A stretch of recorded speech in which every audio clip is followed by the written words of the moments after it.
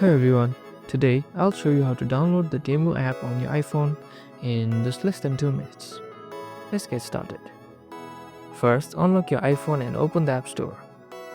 Go ahead and tap on the App Store icon on your home screen.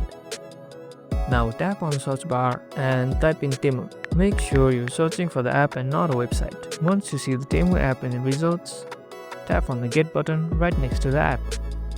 Then it will ask you to authenticate. You can either use a Face ID, Touch ID or your Apple ID password to confirm. Once it's downloaded, the Get button will turn into an Open button. Go ahead and tap on Open. Now you will see the app open and you're all set.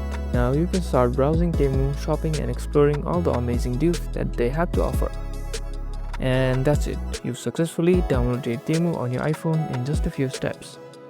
If this video helped, don't forget to hit the like button and subscribe for more tech tips. See you in the next one.